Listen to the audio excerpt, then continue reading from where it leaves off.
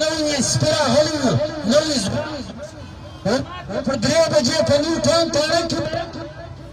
پر دا ساده کاغذ دستخط وکړه ورځه تا به پرېږدو ما په ساده کاغذ څه شي کې افغانانو په کیسه به کار نه لرې ما ویلې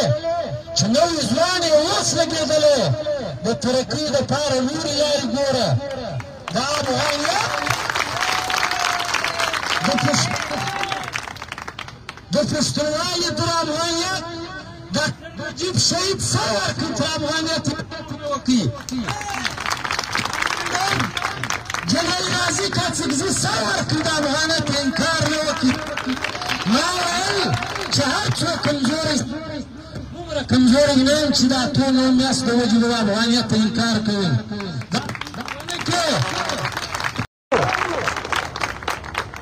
خبرې ډېرې دي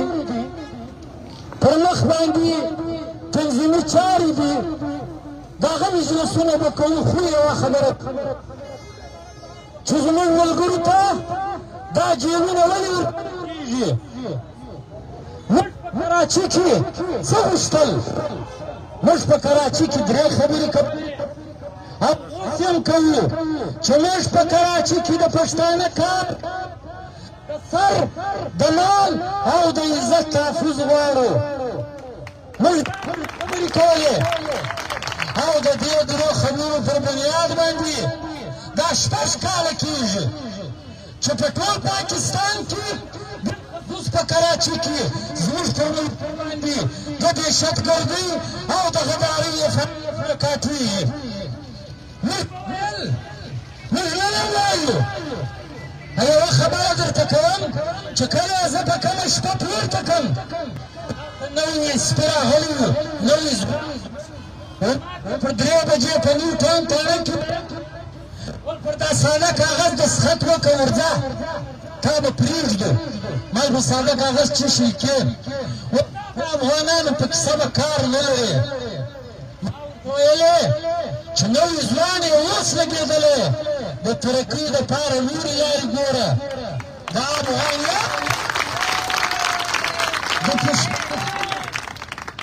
د پښتونوالي تر افغانیت د نجیب شهید څه ورکړي په افغانیت وکړي جنرال غازي کاڅکزي څه ورکړي د افغانیت انکار نه وکړي ما ویل چې هر څوک کمزوری دومره کمزوری نه یم چې د اتو نو میاشت د وجې د افغانیت انکار کوي یوه خبره نن هم کوو موږ د اوله سره وایو چې په کراچي کې په پولیسو کې هغه رشوتخوره هغه ظالمان درندګان پکښې واقعات دا نن هم پکښې موږ دا نه وایو چې ټول پولیس حرامخوره دي په پولیسو کې سنیره کسان شته سنجیده کسان شته خو کوم پښتانه افغانان چې په مخ دي خلک دا به و چې فیصله سره میاشتې مخکې چې افغانان به وځي مرکزي حکومت فیصله کړې ښه وه بده وه په دې زموږ کار نشته خو د افغانانو په اړه کې ته بېګناه افغانان چې سټیزن کارډ ورسره وي دا هغه پښتانه چې پاکستاني اسناد ورسره وي تا به هغه وړل په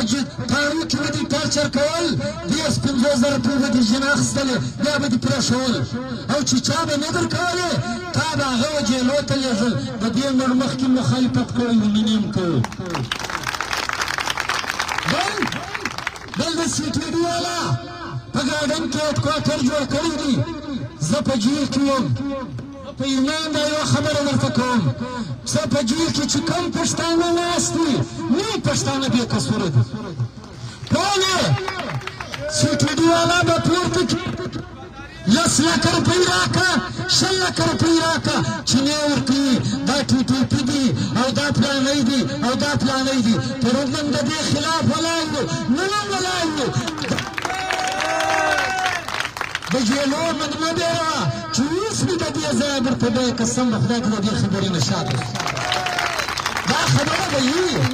او درېیمه خبره کسټم والا چې دا د سمګلینګ په نامه د پښتنو اوریجنل مال د بټې په شکل جنه اخله او بیا چې څوک به ته نه درکوي ته د شپې پر مارکېټونو کې ووایې بیا د هغو په کورو مالونه وړي د دې خلاف موږ پرون هم ولاړ یو نن هم ولاړ بیا یوه خبره د ملک پر صفات چې په ملک کې موږ په انتخاباتو کار نه لرو ښه سوی دي بد سوی دي خو د ولس خواست کوو خاص کر د پښتنو چې کامه وګوره خپل حالات د پاکستان د ګورڅوم انتخاباتو تا ستا د ژوند کار ستا سره د ریاست رویه دا د انتخاباتو سره کار نه لري دا که 40 نمبر وګټي که 47 نمبر وګټي ستا په نصیب د هغه عزت وي د هغه ضلالت وي تر هغه پورې چې ته یو قوم یو مضبوطه تنظیم یو مضبوطه تحریک ونه لرې ته به د هغه ضلالت وړې په دې نه خوشحاله کېږي چې خاندایي به داسې په جیل راووځي یو شی نشته پر دې باندې دا ستا د ژوند فیصله دا د ریاست سره کار لري ستا چې کوم وسایل خلکو نیولي دي ستا پر وطن پښتونخوا وطن چې کله تر هګۍ خوره سوې ده دا د کام سره کار لري ته به کام به داسې منظم کېږي یوه خبره کراچي پښتنو ته موږ ډېر زر په کراچي کې یو داسې حشر شروع کوو چې ګلۍ کوڅې ته به موږ ځان او هر پښتانه ته خواست کوو چې په دې حشر کې په دې تنظیمي کار کې په کار دی چې د موږ پښتنو سره ملګرتیا وکړو دا خپل تاریخ داسې منظمه کړو دې منظمتیا ته د دې ظلمه ځان نسي خلاصولی ته ووټ ورکړي هغه دنیارنګر د په خپل اپس کې سره اخته دي څوک 45 دي څوک 47 دي ستاسو ولس ګرانۍ مهنګایي بدامني پولیس ناجایزه زیاتوب په دې هېڅوک کار نه لري ما او تا به دې کراچي کې پښتانه د عزت ژوند تېرول غواړي خپل تحریک به منظم کوي او که ته د دې جدارېږي چې جیل دي وهل ټکول دي خو یوه خبره درته وکړم قسم دی چې دا سخت یو نسي را روان مستقبل ته نو دا نوي نسل ته ښه ژوند نسي پرېښولی دا به هم سبا بیا بې عزت